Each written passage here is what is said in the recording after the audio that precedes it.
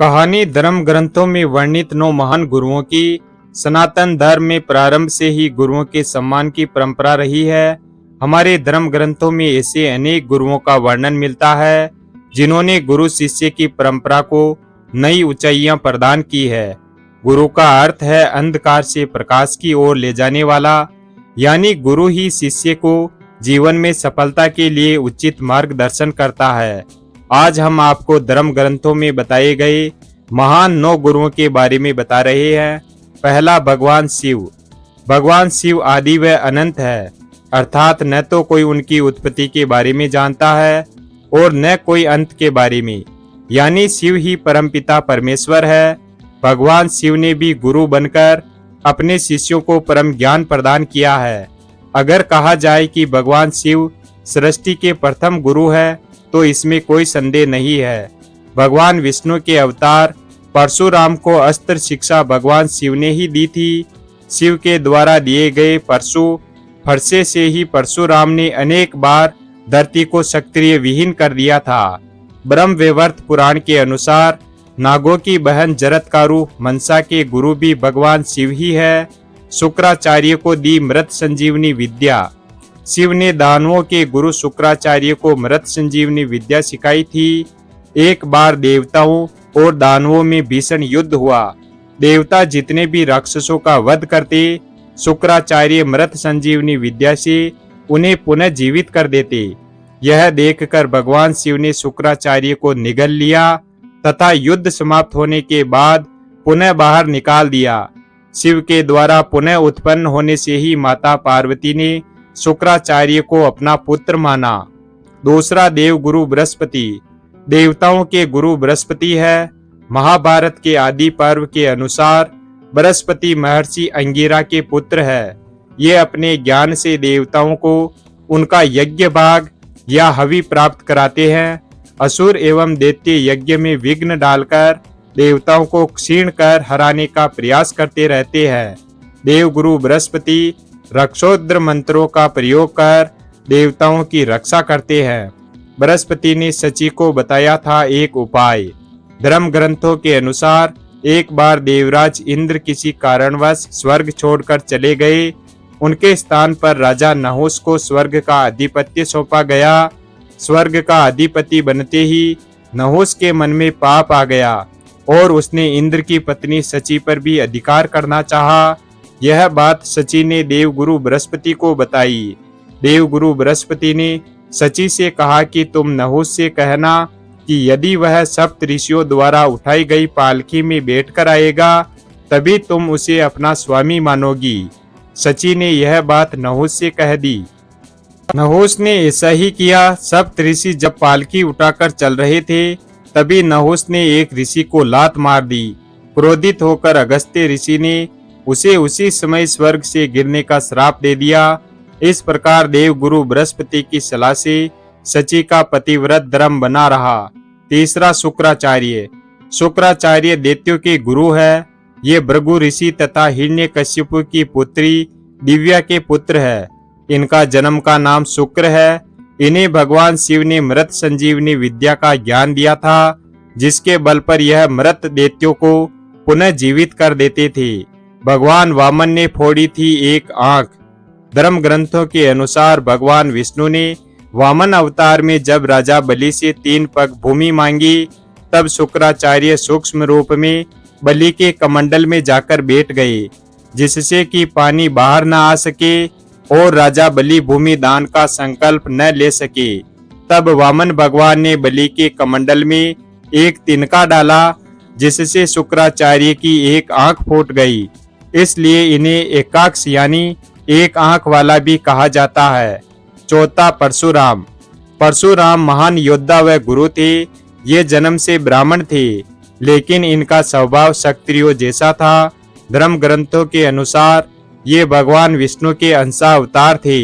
इन्होंने भगवान शिव से अस्त्र शस्त्र की शिक्षा प्राप्त की थी। इनके पिता का नाम जमदग्नि तथा माता का नाम रेणुका था। अपने पिता की हत्या का बदला लेने के लिए इन्होंने अनेक बार धरती को क्षत्रिय विहीन कर दिया था। भीष्म, द्रोणाचार्य व कर्ण इनके महान शिष्य थे। कर्ण को दिया था श्राप। महाभारत के अनुसार कर्ण परशुराम का शिष्य था। कर्ण ने परशुराम को अपना परिचय एक सूत पुत्र के रूप में दिया था। एक बार जब परशुराम कर्ण की गोद में सिर रखकर सो रहे थे, उसी समय कर्ण को एक भयंकर कीड़े ने काट लिया। गुरु की नींद में विघ्न न आए, ये सोचकर कर्ण दर्द सहते रहे, लेकिन उन्होंने परशुराम को नींद से नहीं उठाया। नींद से उठने पर जब परशुराम ने ये देखा तो वे समझ गए कि कर्ण सूत पुत्र नहीं बल्कि क्षत्रिय है। तब क्रोधित होकर परशुराम ने कर्ण को श्राप दिया कि मेरी सिखाई हुई शस्त्र विद्या की जब तुम्हें सबसे अधिक आवश्यकता होगी, उस समय तुम वह विद्या भूल जाओगे। इस प्रकार परशुराम के श्राप के कारण ही कर्ण की मृत्यु हुई। पांचवा, महर्षि वेदव्यास जी। धर्म ग्रंथों के अनुसार महर्षि वेदव्यास भगवान विष्णु के अवतार थे। इनका पूरा नाम कृष्ण द्वैपायन था। इन्होंने ही वेदों का विभाजन किया था, इसलिए इनका नाम वेदव्यास पड़ा। महाभारत जैसे श्रेष्ठ ग्रंथ की रचना भी महर्षि वेदव्यास ने ही की। इनके पिता महर्षि पाराशर तथा माता सत्यवती थी।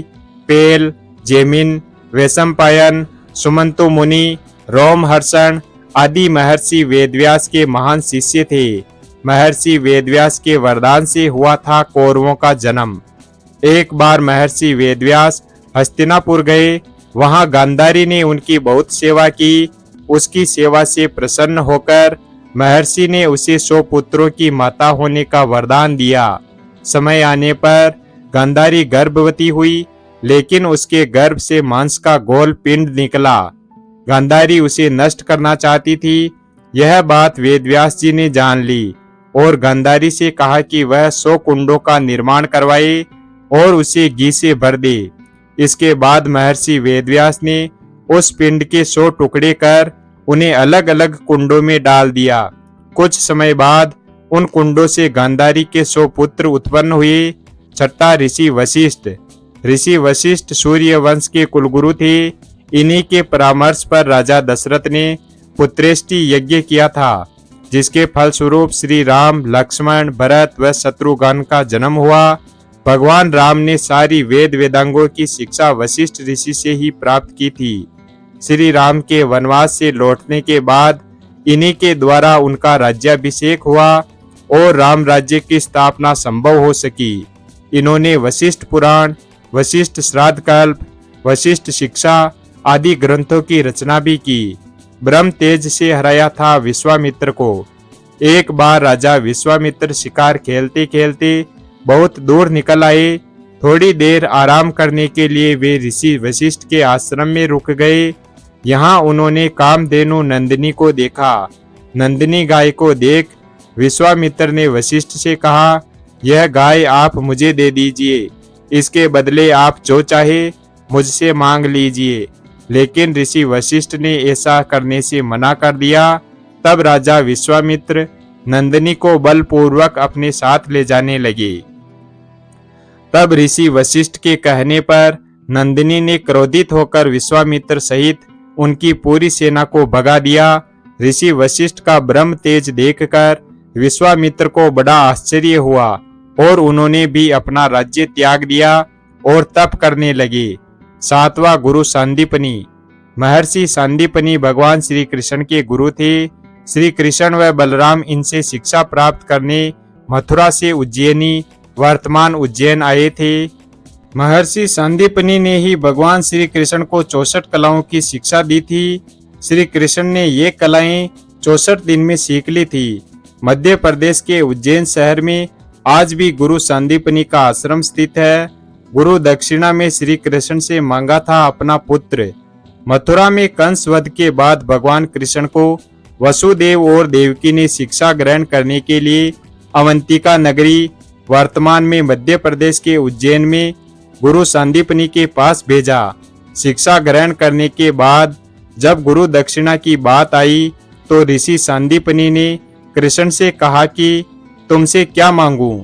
संसार में कोई ऐसी वस्तु नहीं जो तुमसे मांगी जाए और तुम न दे सको। कृष्ण ने कहा कि आप मुझसे कुछ भी मांग लीजिए, मैं लाकर दूंगा, तभी गुरु दक्षिणा पूरी हो पाएगी। ऋषि संदीपनी ने कहा कि शंकासुर नाम का एक दैत्य मेरे पुत्र को उठाकर ले गया है, उसे लौटा लाओ। कृष्ण ने गुरु पुत्र को लौटा लाने का वचन दे दिया और बलराम के साथ उसे खोजने निकल पड़े। खोजते खोजते सागर किनारे तक आ गए। समुद्र से पहुंचने पर उसने भगवान को बताया कि पंचज जाति का दैत्य शंख के रूप में समुद्र में छिपा है, हो सकता है कि उसी ने आपके गुरु पुत्र को खाया हो। भगवान ने समुद्र में जाकर शंकासुर को मारकर उसके पेट में अपने गुरु पुत्र को खोजा, लेकिन वो नहीं मिला। शंकासुर के शरीर का शंख लेकर भगवान यमलोक गए। भगवान ने यमराज से अपने गुरु पुत्र को वापस ले लिया और गुरु सांदीपनी को उनका पुत्र लौटाकर गुरु दक्षिणा पूरी की। 8वां महर्षि विश्वामित्र। धर्म ग्रंथों के अनुसार विश्वामित्र जन्म से क्षत्रिय थे, लेकिन इनकी घोर तपस्या से प्रसन्न होकर ब्रह्मा जी ने इन्हें ब्रह्म ऋषि का पद प्रदान किया था। अपने यज्ञ को पूर्ण करने के लिए ऋषि विश्वामित्र श्री राम व लक्ष्मण को अपने साथ वन में ले गए थे, जहां उन्होंने श्री राम को अनेक दिव्यास्त्र प्रदान किए थे। रामचरितमानस के अनुसार भगवान श्री राम को सीता स्वयंवर में ऋषि विश्वामित्र ही लेकर गए थे, इसलिए बाद में ब्रह्म ऋषि बने विश्वामित्र। विश्वामित्र के पिता का नाम राजा गादी था। राजा गादी की पुत्री सत्यवती का विवाह महर्षि भृगु के पुत्र ऋचिक से हुआ था। विवाह के बाद सत्यवती ने अपने ससुर महर्षि भृगु से अपने व अपनी माता के लिए पुत्र की याचना की। तब महर्षि भृगु ने सत्यवती को 2 फल दिए और कहा कि ऋतु स्नान के बाद तुम गुल्लर के वृक्ष का तथा तुम्हारी माता पीपल के वृक्ष का आलिंगन करने के बाद ये फल खा लेना। किंतु सत्यवती व उनकी मां ने भूलवश इस काम में गलती कर दी। यह बात महर्षि भृगु को पता चल गई। तब उन्होंने सत्यवती से कहा कि तूने गलत वृक्ष का आलिंगन किया है, इसलिए तेरा पुत्र ब्राह्मण होने पर भी क्षत्रिय गुणों वाला रहेगा और तेरी माता का पुत्र क्षत्रिय होने पर भी ब्राह्मणों की तरह आचरण करेगा। यही कारण था कि क्षत्रिय होने के बाद भी विश्वामित्र ने ब्रह्म ऋषि का पद प्राप्त किया। 9वां द्रोणाचार्य। द्रोणाचार्य महान धनुर्धर थे। उन्होंने ही कौरवों और पांडवों को अस्त्र शस्त्र की शिक्षा दी थी। महाभारत के अनुसार द्रोणाचार्य देवगुरु बृहस्पति के अंशावतार थे। इनके पिता का नाम महर्षि भारद्वाज था। द्रोणाचार्य का विवाह शरद्वान की पुत्री कर्पी से हुआ था। इनके पुत्र का नाम अश्वत्थामा था। महान धनुर्धर अर्जुन इनका प्रिय शिष्य था।